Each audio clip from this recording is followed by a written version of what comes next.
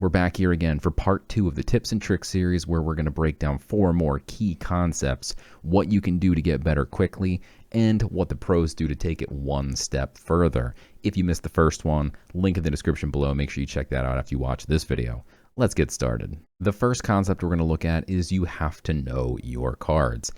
If you don't know all the cards in the entire game, the first thing you must do is learn the most impactful cards, and those are board wipes. If you don't know your board wipes, you're gonna get in trouble very quickly, as you don't know how to play around them. For instance, Carnage Sweep only destroys everything if your opponent has a relic equipped. So in that case, maybe you don't play all your creatures to the board if they have a relic equipped, or you make sure you can remove their relic.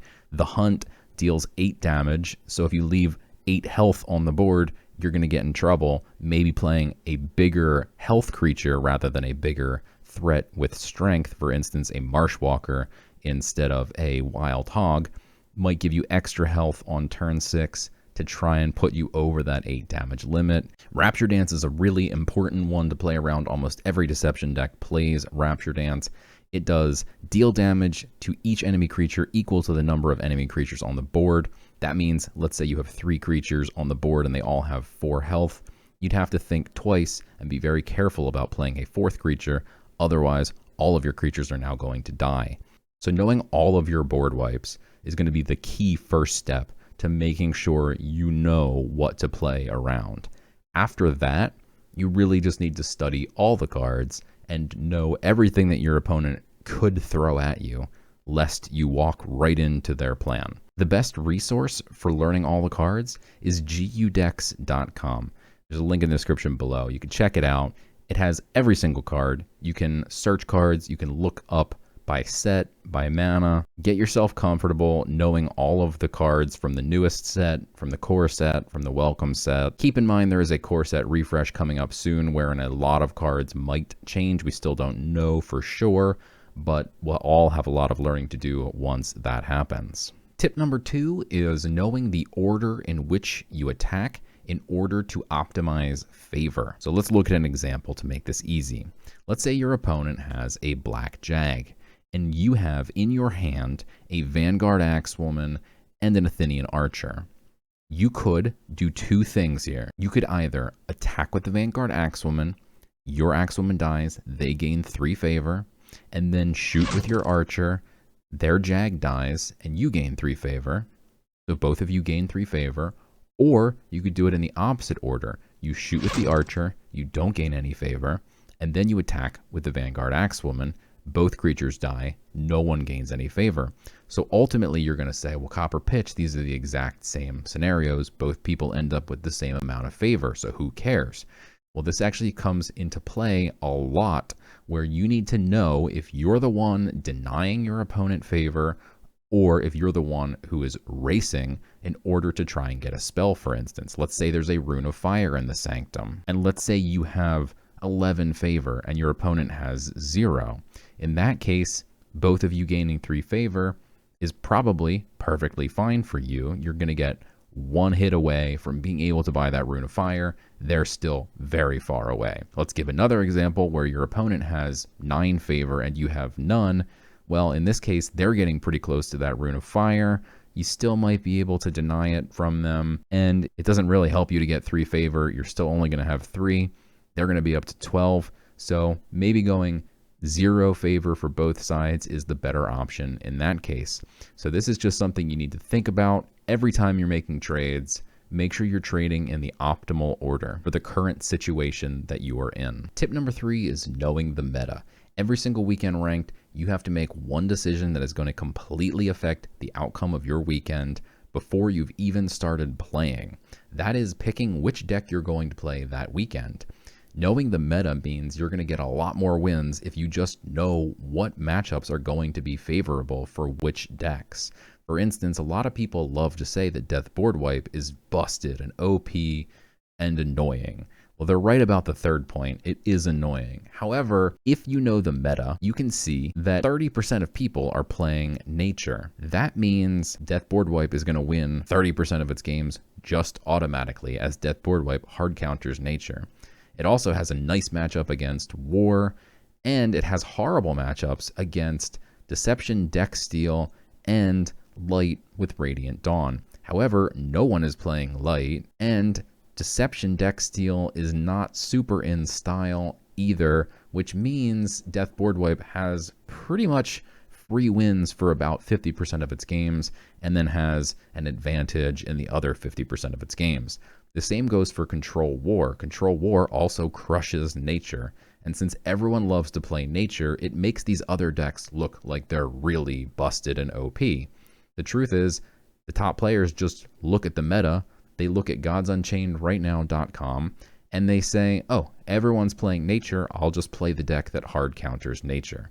So one thing that you can do to get better is look at godsunchainedrightnow.com. You can see all kinds of information, like what god powers people are playing.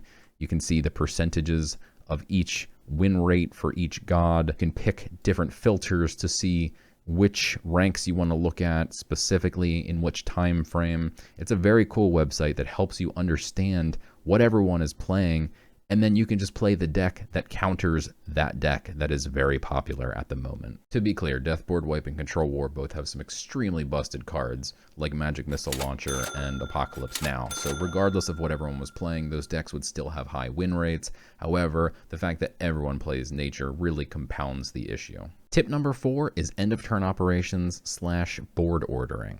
There's a number of nuances here that get extremely tricky, so we're going to look at a chart that I made and also a bunch of examples that I filmed. Big shouts to Rock Metal for helping me film these following examples. They are just examples. Don't expect me to be attacking face or playing any specific cards in my hand. We're only looking at these examples for the specific interactions that I'm discussing. And keep in mind, we could have filmed 100 more examples of 100 different cards. However, these are just examples to teach you how these mechanics work. The end of turn ordering goes as follows: burn, then regen, then frenzied end of turn effects, and then end of turn effects. All of these take place with your opponent's creatures left to right, and then your creatures left to right. The most important thing to know is that burn always happens first. So burn, if your creatures are on fire and they're going to die, even if they have regen, doesn't matter. Burn happens first. After that comes regen. Then you have frenzied end of turn effects, such as Finian Fruitbearer, who only summons something at the end of the turn if you're frenzied, and that takes place before end of turn effects, such as the Switch Duelist and the Underbrush Boar. So let's take a look at some specific examples so we can see how your opponent's creatures proc first before yours, and so we can see how the order of your board is very important. In the first example we're going to look at, we're going to see how a Switch Duelist, which is a 3/1 on your opponent's turn, then becomes a 1/3 on your turn, and then switches back to a 3/1 on their turn, interacts with an Underbrush Boar, which attacks automatically during the end of turn phase. So when your opponent plays the card on their turn, it is a 3/1. The end of turn effect swaps it to a 1/3. And now when you play an Underbrush Boar, you might think it's going to trade very nicely and give you a 3/2 Boar. But instead, the Switch Duelist switches first and your Boar ends up dead because your opponent's creature procs before your creature. Next, we have a very similar scenario with a Jinxblade Duelist, which gains 1 health at the end of every single turn, and our Underbrush Boar again. So here it looks like the Boar is going to trade nicely into the 4/3. Instead, the Jinxblade Duelist procs first, gains that extra health, and suddenly your Underbrush Boar dies. Lastly, we're going to look at an example of a Possessed Acolyte and a Void Banshee. The Possessed Acolyte is very important to get the ordering right here, because if it procs, if you have 15 health or less, you gain a 6/6 creature on your board. If it doesn't proc, you get nothing. The Void Banshee has an afterlife that deals 4 damage to your god. So let's see what happens if we play our Possessed Acolyte to the left or to the right of our Void Banshee, and then set them on fire. So here, we're going to play the Void Banshee, and then we're going to Ragnarok, which deals 3 damage to our face. So we're at 21 right now. Void Banshee plus Ragnarok does 7 damage total, putting us below 15. And then we have a Possessed Acolyte. So we're going to play the Void Banshee. The Possessed Acolyte was on the right, we would get a creature. But if it's on the left, let's see what happens. We're going to play the Ragnarok. Ragnarok is going to do 3 damage. We're now at 18. When that Void Banshee procs, we're going to be below 15.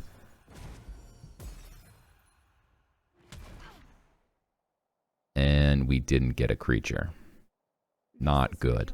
Now let's see the same scenario. We have a Void Banshee on board. We have Possessed Acolytes in our hand.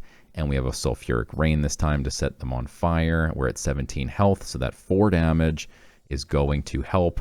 This time we make the correct choice and play it to the right of the Void Banshee. And now when we set everything on fire and end our turn, we're going to see what happens. The Void Banshee is going to proc first, bringing us down to 13 health. And we get 2/6/6 creatures in return. That's going to do it for this one. I hope you found it helpful. Make sure you like and subscribe if you missed part 1. Link in the description below, along with links to all the sites referenced during this video in the description. Also, if you want part 3, hit that like button. If we get 1,000 likes, I'll make tips and tricks part 3. See you guys next time.